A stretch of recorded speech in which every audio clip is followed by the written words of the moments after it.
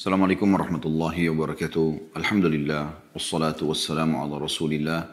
Segala puji dan puja kehadirat Allah subhanahu wa ta'ala, juga salawat dan taslim kepada Nabi besar Muhammad sallallahu alaihi wa ala alihi wa sahbihi wasallam. Saudaraku seiman, waktu terus berlalu. Di pembukaan sebelum masuk ke bab yang akan kita bahas, jika kamu berdosa maka ulangilah taubatmu. Saya ingin berbagi terlebih dahulu. Renungi teman-teman sekalian. Terlalu banyak sekali lagi orang-orang sebelum kita. Laki-laki, perempuan, anak-anak, orang tua yang sudah wafat. Sesehat apapun badan mereka, setinggi apapun prestasi dunia mereka telah kejar, dan semua yang berhubungan dengan masalah target-target yang biasa dijadikan sebagai target utama setiap orang di muka bumi ini, mereka sudah coba raih, mengejar dan raih, tapi mereka meninggal dunia teman-teman sekalian. Saya bukan menakut-nakuti, tetapi saya dan Anda semua juga akan menjadi mayit. Hari ini kita bisa ngobrol, bernafas, melihat, mendengar, tapi satu waktu nanti Allah berfirman dalam Al-Quran, A'udhu billahi minasyaitonir rajim, kullu nafsin dha'iqatul maut. Semua yang berjiwa pasti akan mati.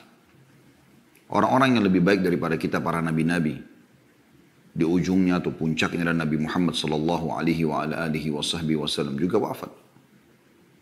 Sampai pada saat beliau wafat, sebagian sahabat masih syok dan seperti tidak percaya apa yang sedang terjadi. Tapi Abu Bakar radhiyallahu anhu tampil pada saat itu. Lalu mengatakan, Man kana ya'budu Muhammadan fa inna Muhammadan qad mat. Wa man kana ya'budu Allah fa inna Allah hayyun la yamut. Siapa yang menyembah Muhammad, Muhammad telah mati. Dan siapa yang menyembah Allah, Allah hidup dan tidak akan pernah mati. Kalau manusia terbaik, pemimpin anak Adam, Nabi Muhammad SAW pun wafat, maka saya sama Anda lebih pantas untuk melalui itu. Allah berfirman tentang nabinya, innaka mayyitun wa innahum mayyitun. Kau pasti akan menjadi mayyit, hai Muhammad, akan mati, dan mereka semua juga pasti akan mati. Kita akan mati teman-teman sekalian. Dan pada saat kita meninggal dunia, kita akan diminta pertanggungjawaban terhadap waktu, rezeki yang sudah Allah berikan selama di dunia. Kemana kita habiskan umur kita, waktu-waktu kita, harta yang telah Allah titipkan, pasangan hidup, keturunan. Orang mukmin sangat cerdas. Dia tahu pada saat dia berstatus suami, maka dia akan coba memaksimalkan tugas dia sebagai suami yang telah Allah bebankan, memberikan nafkah, pendidikan, perlindungan pada istri dan juga anak-anaknya sampai ajal datang. Yang dia jadikan target adalah ridha Tuhannya Allah Subhanahu wa taala yang akan membalas terhadap apa yang dia lakukan. Pada saat seorang menjadi istri, maka dia mukminah. Tentunya kita bicara sosok mukminah, dan kita berharap wanita-wanita yang mengikuti acara kita ini juga termasuk dalamnya. Pada saat menjadi seorang istri, target dia adalah bagaimana mendapatkan ridho Tuhannya, bagaimana dia melayani suaminya, mentaatinya, izin kalau mau keluar, memenuhi kebutuhannya, menjaga amanah rumah dan anak-anaknya, hanya sampai ajal datang.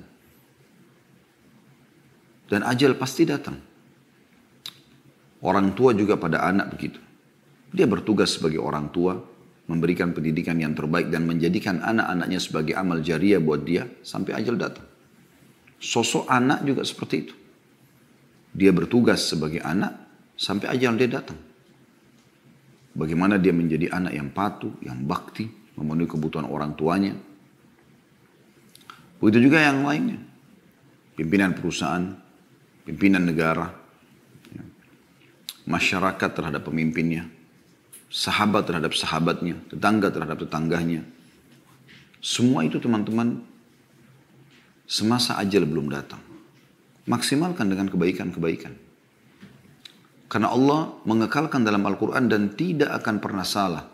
وَمَنْ يَعْمَلْ مِثْقَالَ ذَرَّةٍ خَيْرًا يَرَهُ. Siapa yang berbuat seperti biji sawi dari kebaikan, pasti dia akan lihat dan dia akan terima balasannya. Wa may ya'mal mithqala dzarratin syarran yarah.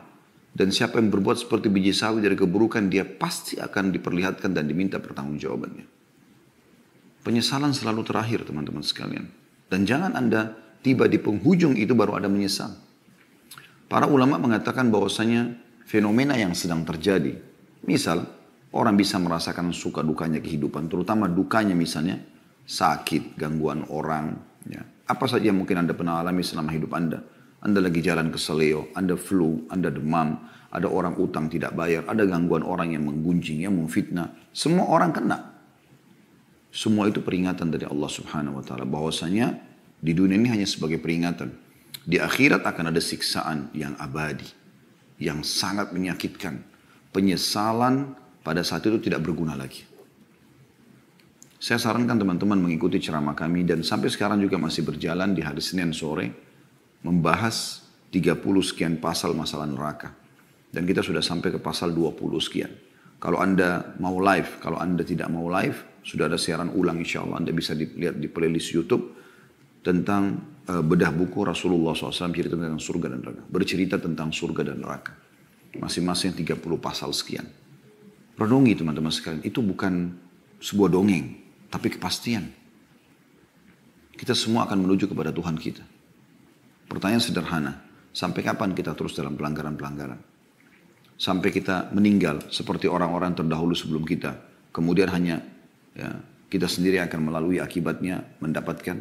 Teman-teman yang selama ini mengajak Anda bermaksiat kepada Allah SWT, paling jauh hanya bisa sampai di atas liang lahat Anda. Dia tidak akan turun untuk tinggal bersama Anda, menemani Anda sambil mengatakan, dulu kan saya mengajak kamu mabuk, saya mengajak kamu berzina, saya mengajak kamu riba, saya mengajak kamu mencuri. Lalu kemudian saya sekarang siap menemani kamu. Gak ada. Paling lama mereka 15-20 menit, setengah jam mereka akan tinggalkan dan beraktivitas seperti biasa. Anda akan tinggal sendiri di kuburan tersebut. Sering teman-teman sekalian lewatin kuburan. Selain ucapkan salam sunnah Nabi SAW, Assalamualaikum dara qaumin mu'minin. Keselamatan bagi kalian wahai penghuni negeri orang-orang beriman. Ya, antumus sabiqun, nahnu insyaallah bikum lahiqun. Kalian telah mendahului kami akan menyusul kalian. Ghafarallahu mustaqdimina minkum wal mustakhirina minna. Semoga Allah memaafkan orang-orang terdahulu di antara kalian yang sudah mati duluan, karena orang-orang yang di antara kami akan menyusul. Dan jadikan sebagai ibrah, pelajaran. Lihat gundukan tanah dan batu nisan itu. Di dalamnya orang seperti kita dulu. Persis seperti kita. Yang perempuan, yang laki-laki. Cuma mungkin beda suku, beda postur tubuh, beda warna kulit, tapi sama, manusia. Judulnya manusia. Kita pun akan sama dengan mereka. Jangan nanti teman-teman tiba-tiba Anda jatuh, terpeleset, Anda meninggal, Anda lihat malaikat maut, Anda tiba-tiba sudah tinggal ruhnya menyaksikan bagaimana jasadnya dimandikan, bagaimana dipikul, bagaimana masuk ke kuburan, lalu Anda pindah ke alam barzah, dan sampai kepada pembangkitan di mahsyar, sampai akhirnya neraka depan mata, baru Anda mau menyesal semua. Ini rukun iman kita. Oleh karena itu teman-teman, mari sama-sama kita coba. Saya juga sama dengan Anda. Sama-sama kita sedang coba menyempurnakan hijrah kita kepada Allah Subhanahu wa taala. Buku yang sedang kita bahas ini membahas tentang masalah kiat-kiat hijrah dari keadaan yang terpuruk, jauh dari agama, tidak faham, tidak mengingat akhirat, tidak tunduk kepada Allah Subhanahu wa taala, kepada ketaatan. Begitu dikatakan dalam judulnya, kiat-kiat hijrah dari kemaksiatan dan istiqamah dalam ketaatan.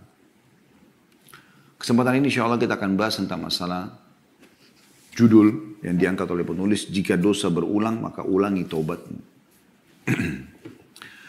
Perlu saya titik beratkan dulu, bahasan ini teman-teman sekalian bukan berarti, oh ternyata pintu tobat masih dibuka. Ya nggak apa-apa saya buat dosa lagi. Nanti saya tobat lagi. Bukan itu maksudnya. Siapa yang menjamin Anda, teman-teman sekalian, pada saat Anda sudah taubat, lalu kemudian Anda buka pintu nasihat, Anda masih bisa taubat lagi. Mungkin Anda tidak sempat taubat. Berapa banyak orang yang tadinya sudah istiqamah di jalan Allah Subhanahu wa taala, dia sudah bisa merasakan walaupun sedikit nikmat keimanan, nikmat sholat berjamaah, nikmat tutup aurat, nikmat berdoa, nikmat berzikir, nikmat majelis ilmu. Dia sudah bisa merasakan manisnya iman. Tapi karena dia merusak sendiri dengan pergaulan, dengan lingkungan, dengan tempat kerja, dengan tontonan, dengan hal-hal yang didengar dan segala macam, dan dia tidak segera taubat kepada Allah Subhanahu wa taala, akhirnya dia terjerumus dalam dosa. Dan ternyata dia meninggal dalam keadaan itu. Sehingga akhirnya ada konsekuensi hukuman. Kita butuh teman-teman sekalian, pada saat kita sudah taubat kepada Allah Subhanahu wa taala, taubat yang tulus, yang sudah kita bahas pada bulan yang lalu, dan kita istiqomah di atas kebaikan itu. Oleh karena itu saya pernah sampaikan kiat-kiat istiqomah dari kami, jangan pernah tinggalkan majelis ilmu. Selalu dengarkan, buat simbol hidup kita tidak ada hari tanpa ilmu. Kemudian amalkan ilmu itu. Sudah berapa kali Anda dengarkan tentang sholat malam, tentang sedekah, tentang zikir, tentang doa, tentang segala macam amal soleh. Sudahkah Anda terapkan dalam kehidupan Anda? Terapkan. Dan sudah sering saya bahasakan, paksakan. Paksakan sholat malam, paksakan sholat duha, paksakan sholat ke masjid, paksakan baca Quran, paksakan berzikir, paksakan berdoa, paksakan bakti sama orang tua, paksakan bersedekah, paksakan haji dan umroh, paksakan semuanya. Walladzina jahadu fina lanahdiyannahum subulana, kata Allah SWT. Orang-orang yang memaksakan diri, berusaha ya, menuju ke jalan kami, kami akan berikan dia panduan ke jalan-jalan kami. Paksakan saudaraku sini. Di tangan Anda semua keputusan itu. Kemudian bentuk komunitas yang baik. Mulai sekarang semua teman-teman harus yang soleh bagi laki-laki dan soleh bagi perempuan. Hapus semua dan keluar dari grup di WA yang tidak ada manfaatnya. Isinya foto-foto vulgar, perkataan-perkataan yang tidak baik, gunjing orang. Tutup. Anda manusia lemah. Kita ini lemah teman-teman sekalian. Mudah sekali terpengaruh. Kita ini sangat sensitif manusia itu. Sangat sensitif. Saya pernah bahasakan dan saya kasih contoh, saya ulangi lagi. Saya bisa pada saat memegang misalnya taplak meja ini, saya bisa seketika mengetahui kalau benda ini kasar atau halus. Saking sensitifnya manusia. Kita pada saat memegang sesuatu kita bisa tahu ini dinding ini dingin misalnya, kasar atau halus, atau misalnya dingin ataupun panas misalnya suhunya. Kita seketika bisa tahu. Misalnya kalau karena ruangan dingin misalnya, atau lagi musim dingin, atau lagi musim panas, gitu kan. Kita bisa bedakan teman-teman sekarang seketika bau itu wangi atau busuk. Kita bisa seketika membedakan ini terang atau gelap dengan mata kita selama masih normal. Kita bisa bedakan mana intonasi suara yang keras, mana yang kecil dengan kuping kita. Kita bisa bedakan dengan lidah kita, oh ini manis, oh ini asam, oh ini pedas. Kita bisa rasakan semuanya seketika. Jadi kalau Anda mendengar sesuatu yang berbau kemaksiatan lalu Anda mengatakan saya tidak terpengaruh, itu nggak mungkin. Memang harus tutup kuping itu. Para salafus saleh kalau lewat mendengarkan musik atau mendengarkan sesuatu yang bisa mengganggu imannya, mereka tutup kuping mereka. Segera selamatkan diri. Lisan, kontrol. Sebelum mengucapkan teman-teman, pikir dulu, ucapan ini perlu nggak saya sampaikan? Perlu nggak saya ucapkan? Kalau enggak, jalankan sabda Nabi SAW. Man kana yu'minu billahi wal yawmil akhir falyakul khairan aw liyasmut. Sampai mengaku beriman kepada Allah dan hari akhir, ucapkan yang baik saja atau dia diam. Sampai pernah Nabi SAW mengingatkan, banyak orang masuk neraka karena lisannya. Maka kata Mu'adz bin Jabal, ya Rasulullah, apakah kami akan dihisab sama Allah karena lisan kami? Kata Nabi SAW, celaka hai Mu'adz kalau kau tidak tahu. Mayoritas orang masuk neraka justru karena lisannya. Sampai kata Nabi SAW, siapa yang bisa menjamin untukku apa yang diantara dua pipinya, lisannya, dan apa yang diantara dua kemaluan, dua pahanya, kemaluannya, maka aku akan jamin baginya surga. Kontrol. Kontrol teman-teman sekalian. Keputusan di tangan Anda. Dan Anda akan bertanggung jawab dengan itu semua. Bentuk komunitas yang baik. Nggak ada lagi grup-grup yang berbau kemaksiatan. Nggak ada lagi teman-teman tempat curhat yang aneh-aneh. Tidak ada lagi tontonan hal yang didengar yang bisa membuat Anda terbawa dengan arus mereka. Kata Nabi SAW, min husni islamil mar' tarkuhu ma la ya'ni. Termasuk kesempurnaan Islam seseorang adalah meninggalkan apa yang tidak ada bermanfaat bagi dia. Atau tidak ada hubungannya sama dia. Ada orang subhanallah sibuk buka handphone, medsos, nyari yang tidak ada manfaat. Tidak ada hubungannya sama dia sama sekali. Masuk ke alam politik, dia sendiri bukan politikus, bukan alamnya. Atau masuk membahas tentang masalah rumah tangga orang lain, artis fulan yang cerai, ini, itu, segala macam. Semua informasi terkumpul. Kenapa Anda tidak lebih baik maksimalkan memori Anda itu untuk hafal Quran, untuk hafal hadis, isi dengan amal-amal saleh. Minimal ya dicatatkan pahala walaupun itu sunnah, bukan sebuah kewajiban. Daripada nanti buku amal kita terisi dengan hal-hal yang kosong, menghayal, tidak ada gunanya. Tidak ada gunanya teman-teman sekalian. Menyesal loh terakhir itu, ingat itu. Akan menjadi penyesalan. Semoga Allah selamatkan kita. Bahasan kita teman-teman sekalian adalah, kalau seandainya ada orang lakukan taubat nasuha, dia maksiat lalu dia taubat nasuha. Dengan syarat yang sudah kita sampaikan, Imam Nawawi rahimahullah mengatakan 3 syarat, meninggalkan dosa itu seketika, menyesali dan berjanji sama Allah tidak akan mengulanginya. Akan diterima taubatnya. Tapi berjalan waktu, ternyata dia mengulangi lagi dosa. Dengan tidak ada maksud dari awal pada saat dia taubat. Ya. Misal setelah 5 tahun, 10 tahun kemudian dia terjerumus lagi dengan perzinahannya atau dengan ghibah atau apa saja. Karena lemahnya iman pada saat itu. Apa yang harus dilakukan? Taubat lagi. Tapi ingat ya, bukan taubat ini direkayasa. Artinya gini, dari awal waktu dia taubat pertama, dia tinggalkan dosa. Baiklah, zina berhenti. Sesali, tapi dia belum berjanji, belum bertekad. Kalau ada kesempatan satu waktu, saya juga gampang tobat. Berarti tobat awal sudah tidak diterima sama Allah SWT. Ini betul-betul murni, dia tidak mau, dia menyesal, dia tekad benar-benar bulat. Satu waktu memang lemah imannya, lalu kemudian dia terjumus lagi. Apa yang harus dilakukan? Taubat lagi. Karena syaitan berhasil menyerang dia pada saat itu. Tugas dia adalah melawan syaitan itu. Melawan syaitan dengan apa? Dengan memberhentikan serangan syaitan tadi. Maksiat itu adalah serangan syaitan.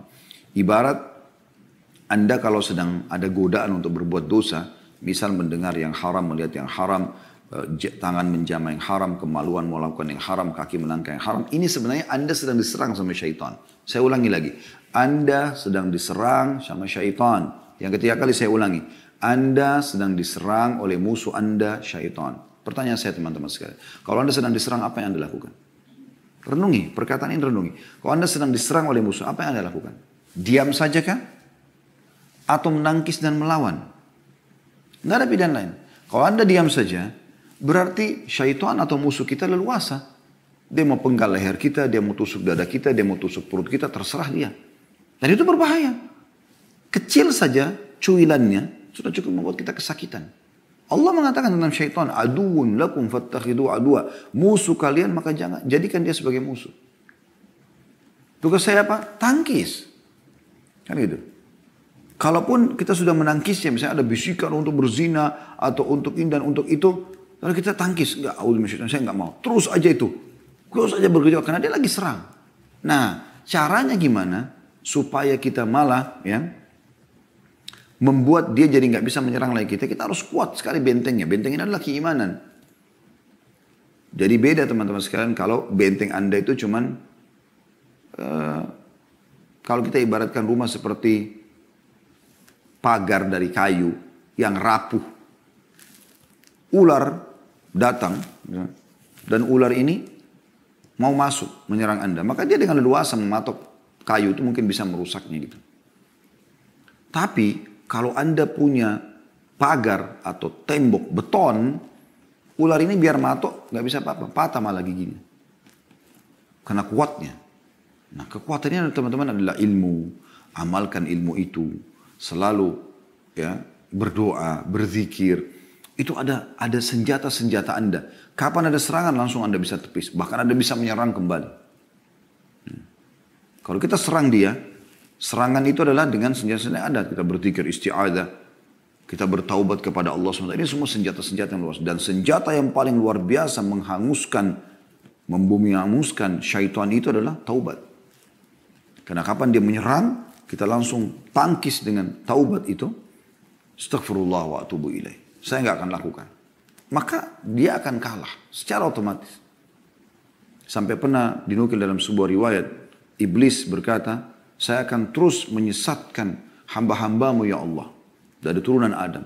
Kata Allah SWT, saya akan terus memaafkan mereka selama mereka beristighfar dan bertaubat. Iblis juga berkata, dinukil dari Ibnul Qayyim rahimahullah, beliau mengatakan, Iblis berkata, aku membinasakan anak Adam dengan dosa dan pelanggaran, dan dia membinasakanku dengan istighfar dan la ilaha illallah. Jadi kita sebenarnya bisa kita menyiksa syaitan, melawan dia, mengalahkan dia dengan amal-amal saleh Dia tersiksa karena dia berusaha untuk menyerang tapi tidak pernah bisa. Senjatanya tidak secanggih kita. Kita sangat canggih teman-teman. Zikir itu sangat canggih. Doa sangat canggih. Sholat malam itu canggih. Canggih luar biasa. Iblis ibaratnya cuma pakai pisau dapur. Anda ini pakai nuklir. Apa yang bisa dilakukan? Buat aja itu. Ya. Tidak apa-apa zina. Tidak usah zikir, tidur aja masih malam, masih panjang malam. Anda kan bisa tolak. Tidak, saya nggak mau. Anda bangun. Terus setan buat apa? Menjelma depan Anda, mencekik Anda, memaksa? Nggak bisa. Dia lemah. Kata Allah SWT, inna kaida syaitani kana dhaifa. Dia sangat lemah. Anda punya banyak perangkat-perangkat mutakhir yang Allah SWT sudah siapkan. Ayo teman-teman, lawan dia sampai hanya batas ajal datang. Saya akan bacakan apa dikatakan oleh penulis di sini di halaman 53. Judulnya, jika dosa berulang, maka ulangilah taubatmu. Ulangi bertaubat. Ada kalanya seorang pemuda jatuh dalam dosa, lalu dia menyesal, bertaubat, dan menjauhi dosa tersebut. Kemudian dia melakukan dosa kembali, lalu dia bertaubat, dan demikian seterusnya. Kemudian saat itu dia bertanya-tanya, apakah saya boleh bertaubat setelah itu?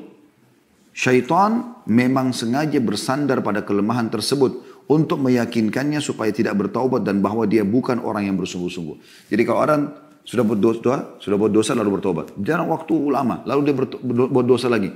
Nah di sini syaitan berusaha dia tidak taubat. Kenapa? Karena kalau dia taubat, berarti kan dimaafkan lagi sama Allah SWT. Dia kayak menyerang syaitan itu. Syaitan tidak mau. Kalau dia sudah berhasil lukai tubuh kita, dia nggak mau teman-teman sekalian, ya sudah selesai. Enggak, dia akan coba berusaha mematikan kita. Ya, berusaha terjerumus dalam dosa-dosa. Dari zina yang kedua, zina yang ketiga, zina yang keempat. Seakan-akan kita tidak usah bertobat. Atau tidak diterima taubatnya karena terlanjur mengulangi dosa. Ini semua waswas syaitan. Justru pada saat itu yang paling Anda butuhkan adalah taubat. Ulang lagi, taubat lagi. Kata beliau, tetapi jika dia berpikir dalam hati dengan sungguh-sungguh, dia akan mengatakan dosa yang pertama telah berlalu dan aku telah bertaubat darinya. Sedangkan ini adalah dosa yang lain dan aku harus bertaubat darinya. Lebih baik aku meninggal dalam keadaan bertaubat daripada aku mati dalam keadaan tetap melakukan dosa. Dalam sunnah nabawiyah, maksudnya dalam hadis Nabi SAW, ada riwayat yang menegaskan makna di atas. Dalam As-Sahihain, riwayat Bukhari Muslim, dari hadis Abu Hurairah radhiyallahu anhu disebutkan bahwa Rasulullah sallallahu alaihi wasallam bersabda, inna abdan asaba dhanban wa rubbama qala adhnaba dhanban faqala rabbi adhnabtu wa rubbama qala asabtu faghfir li faqala rabbuhu a'alima abdi anna lahu rabban yakfiru adh-dhanb wa ya'khudhu bihi غفرت لعبدي ثم مكث ما شاء الله ثم أصاب ذنبا أو أذنب ذنبا فقال ربي أذنبت أو أصبت آخر فاغفر لي فقال علم عبدي أن له ربا يكفر الذنب ويأخذ به غفرت لعبدي ثم مكث ما شاء الله ثم أذنب ذنبا وربما قال أصاب ذنبا فقال ربي أصبت أو قال أذنبت آخر فاغفر لي فقال علم عبدي أن له ربا يغفر الذنب ويأخذ به غفرت لعبدي ثلاثا فليعمل ما شاء. Sesungguhnya seorang hamba melakukan dosa, kata Nabi SAW. Atau beliau bersabda, berbuat dosa. Lalu dia berkata, wahai Tuhanku, aku telah berbuat dosa. Maksudnya dia menyesali. Atau kata Nabi SAW, dia mengatakan, aku melakukan dosa, maka ampunilah aku. Tuhannya berfirman, apakah hambaku ini tahu bahwa dia mempunyai Tuhan yang mengampuni dosa dan menghukum karenanya, karena perbuatan dosa tersebut? Maka Allah mengatakan, aku telah mengampuni hambaku ini. Karena dia tahu dia punya Tuhan yang akan memaafkannya. Kemudian dia tinggal selama yang Allah kehendaki. Maksudnya berjalan umurnya beberapa tahun, beberapa waktu. Kemudian dia melakukan dosa lagi atau berbuat dosa lagi. Maka dia berkata lagi, wahai Tuhanku, aku telah berbuat dosa atau melakukan dosa lagi, maka ampunilah. Tuhannya berfirman, apakah hambaku mengetahui bahwa dia mengetahui Tuhan yang mengampuni dosa dan menghukum karenanya? Tanda tanya. Maka Allah mengatakan, aku telah mengampuni dosaku. Atau telah mengampuni hambaku ini. Kemudian dia pun tinggal selama yang Allah kehendaki. Berjalan lagi sekian tahun umurnya. Kemudian dia berbuat dosa lagi. Atau beliau SAW mengatakan melakukan dosa kembali. Maka ia berkata, wahai Tuhanku, aku telah melakukan dosa. Dan beliau bersabda, berbuat dosa. Atau berbuat dosa. Maka ampunilah aku. Tuhannya pun berfirman, apakah hambaku mengetahui bahwa dia mempunyai Tuhan yang mengampuni dosa dan menghukum karenanya? Aku telah mengampuni dosaku, aku telah mengampuni hambaku 3 kali. Maka lakukanlah apa yang dia kehendaki. Hadis ini riwayat Bukhari nomor 7507, Muslim 2758. Contoh yang dimaksud di sini adalah bahwasanya dia setelah itu boleh beramal saleh. Tidak ada masalah, yang penting dia sudah taubat. Ya. Bukan di sini maknanya, maka dia boleh melakukan apa yang dia kehendaki, maksudnya berbuat dosa sesukanya. Bukan. Berarti sekarang silakan lagi beramal saleh, karena tobat-tobat yang dia ajukan sudah dimaafkan oleh Allah Subhanahu wa taala. Dalam riwayat lain dari Uqbah bin Amir radhiyallahu anhu bahwa seorang pria datang kepada Nabi sallallahu alaihi wasallam seraya mengatakan, "Ya Rasulullah, ahaduna yudhnib?" Faqala yuktabu alaihi. Qala thumma yastaghfiru minhu wa yatub. Qala yukfaru lahu wa yutabu alaihi. Qala fayaudu fayudhnib. قال يكتب عليه قال ثم يستغفر منه ويتوب قال يغفر له ويتاب عليه قال فيعود فيذنب قال يكتب عليه ولا يمل الله حتى تملوا. Wahai Rasulullah, salah seorang dari kami melakukan dosa. Beliau bersabda, dicatat dosanya. Karena pelanggaran dia. Orang itu mengatakan lagi, kemudian dia beristighfar dan bertobat darinya. Maka kata Nabi SAW, dia diampuni dan diterima taubatnya. Orang itu berkata lagi, lalu dia kembali melakukan dosa setelah beberapa waktu.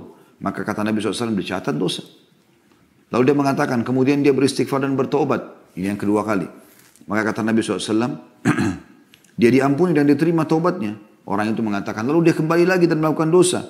Kata Nabi SAW, dicatat dosa. Dan ingatlah, Allah tidak bosan sampai kalian bosan.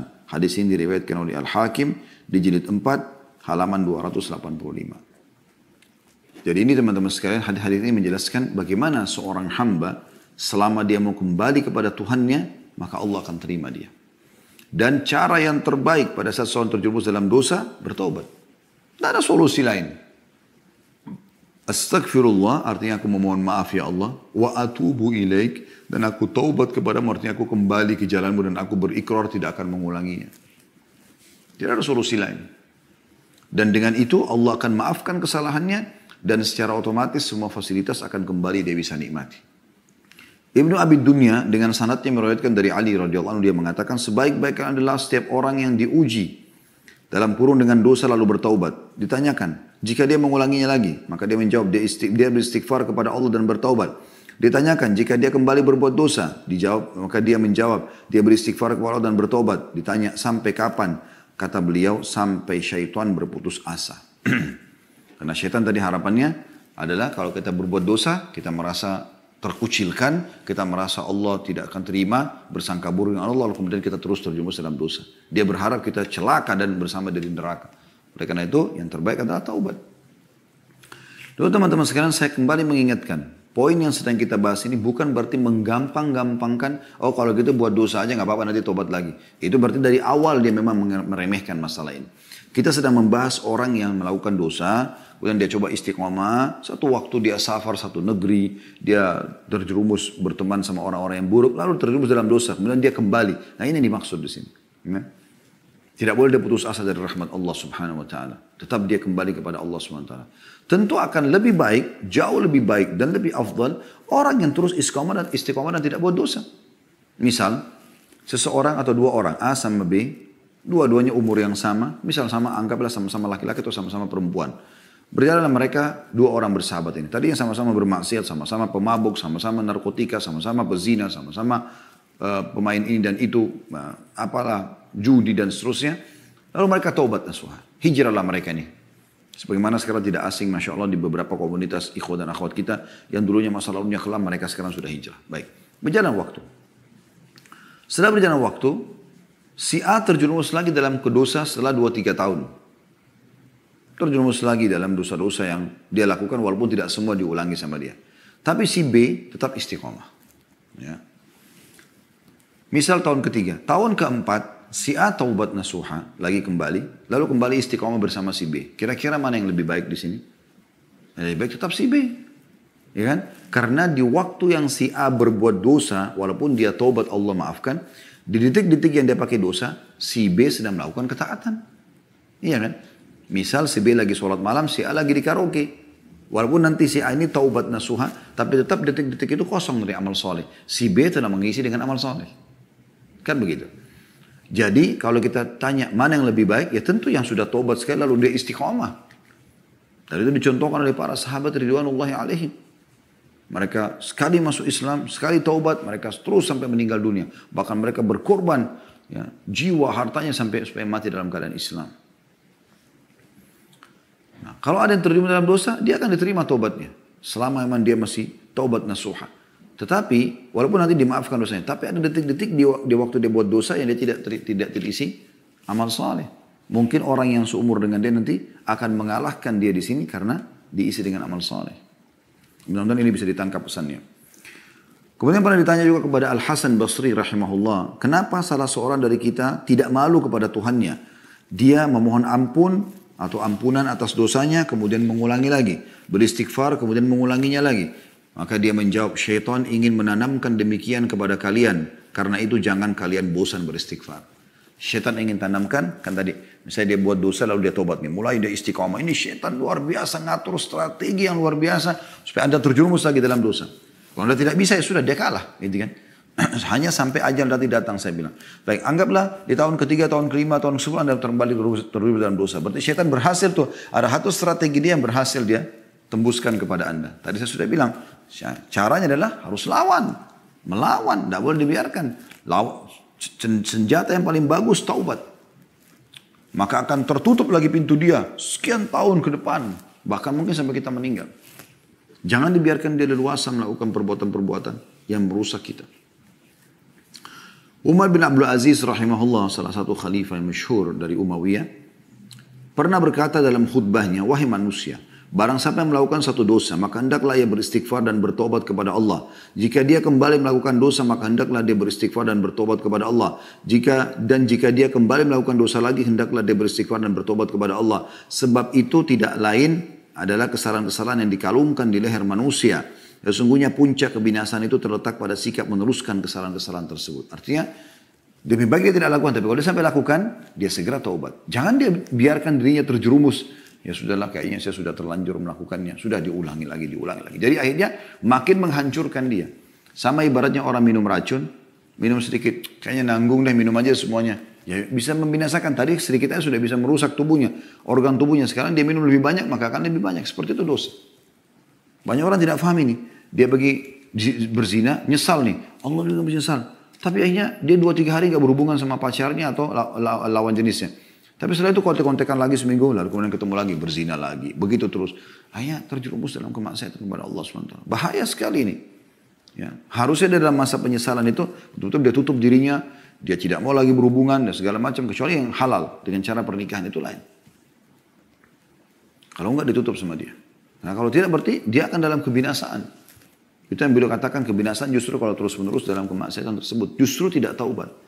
Jadi tadinya cuma luka satu titik saja ditusuk oleh setan, sekarang sudah pindah ke sini, pindah ke leher, pindah ke kepala, diluka-lukain. Sehingga kita makin lama sembuhnya. Ya. Kata beliau bahkan makna tersebut masuk dalam kategori firman Allah Subhanahu wa taala yang disebutkan dalam surah Al-Imran ayat 135 yang bunyinya a'udzubillahi minasyaitonirrajim walladzina idza fa'alu fahishatan aw zalamu anfusahum dzakarullaha fastaghfiru lidzunubihim wa may yaghfiru dzunuba innallaha wa lam yusirru ala ma fa'alu wa hum ya'lamun. Dan orang-orang yang apabila mengerjakan perbuatan keji atau dosa atau menzalimi diri mereka, Allah menggambarkan orang yang berbuat dosa menzalimi diri mereka. Allah menggambarkan orang yang berbuat dosa menzalimi diri mereka. Karena mereka kenapa? Mereka menjerumuskan dirinya pada kemaksiatan kepada Allah SWT. Maka ada hukumannya. Dan fasilitas akan dikurangi. Bahkan bisa dihilangkan dari dia.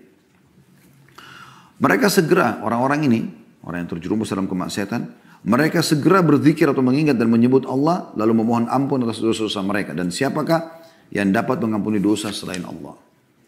Dan mereka tidak meneruskan perbuatan dosa itu sedangkan mereka mengetahuinya. Jadi kalau sudah tobat jangan ulangi. Tapi kalau terjadi lagi, berarti serangan syaitan lagi lolos. Ingat, lawan, ya, taubat, tutup lagi pintu itu. Dan lebih baik orang yang tidak membukanya sama sekali. Tapi kalau orang sudah terbuka, jangan putus asa dari rahmat Allah Subhanahu wa ta'ala. Juga firman Allah SWT dalam surah Al-A'raf ayat 201 yang berbunyi, A'udzu billahi syaitonir rajim. Innal ladzina ittaqau idza massahum ta'ifun minasyaitani tadzakkaru fa idahum mubsirun. Sesungguhnya orang-orang yang bertakwa bila mereka ditimpa waswas dari syaitan, bisikan untuk menjerumuskan diri dalam kemaksiatan, mereka ingat kepada Allah dan maka ketika itu juga mereka melihat kesalahan-kesalahannya.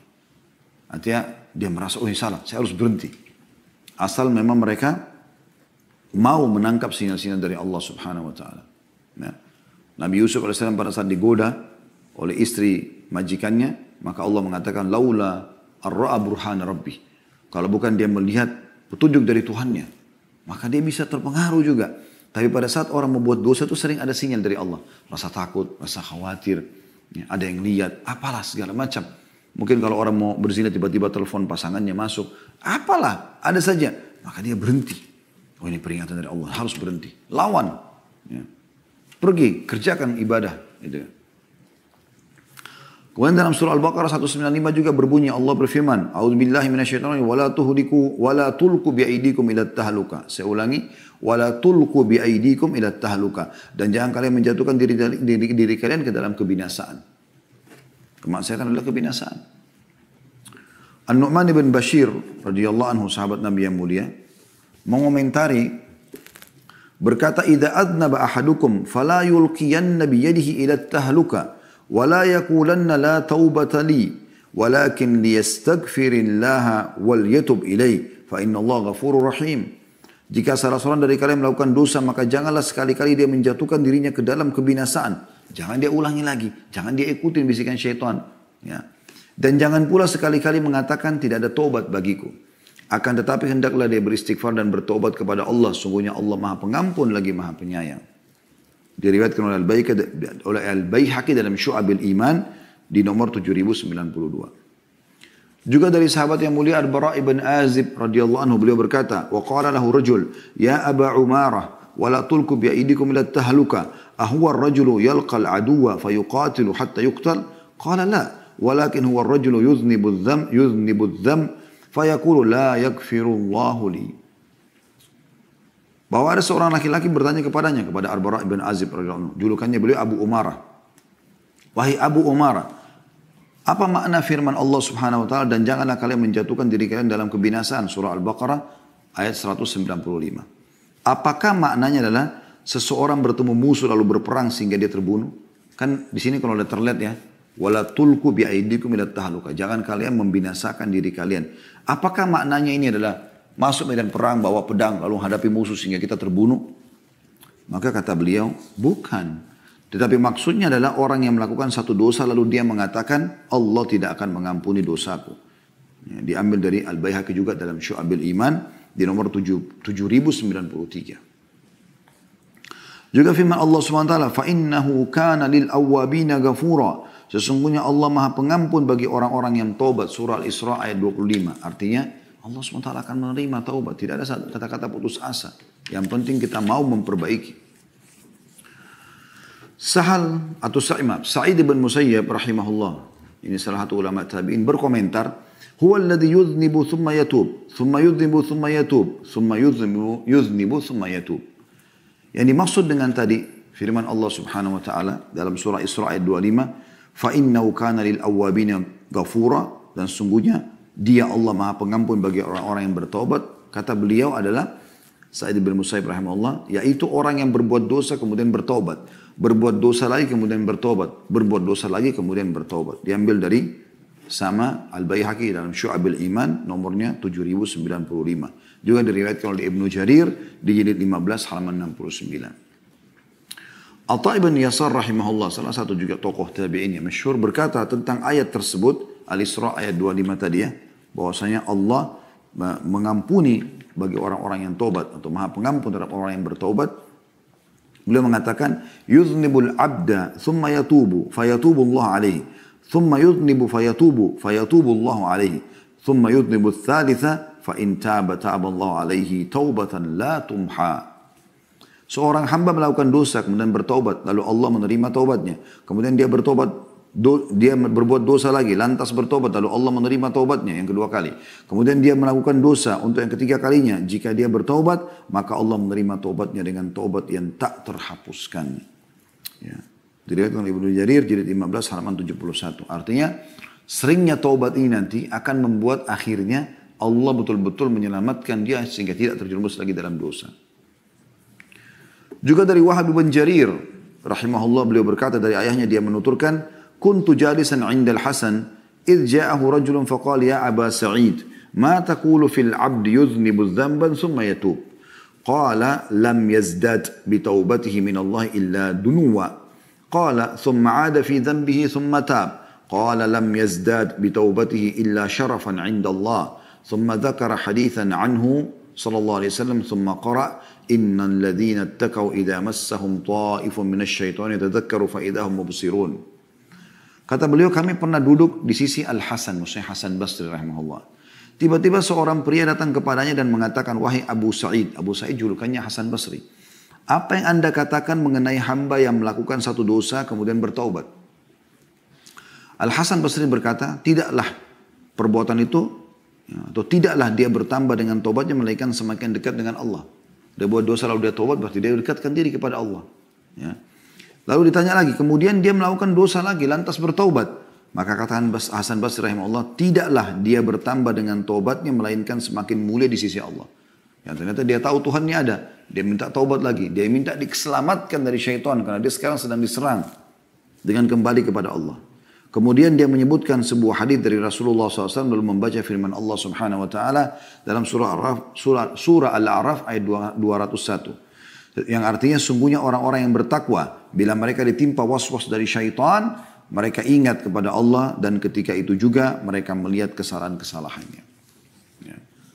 Jadi teman-teman sekalian, kesimpulannya adalah bagaimana seseorang jangan pernah putus asa dari rahmat Allah Subhanahu Wa Taala. Tentu dia berusaha istiqamah, tidak terjerumus lagi dengan dosa yang sama. Tapi kalau dia terjerumus dengan dosa yang sama atau dosa yang lain, jangan pernah berhenti untuk taubat. Minta keselamatan dari Allah Subhanahu Wa Taala dari serangan syaitan tadi. Kalau tidak, maka anda akan makin jauh dan akhirnya anda akan binasa. Ya, rugi dunia dan rugi juga akhirat.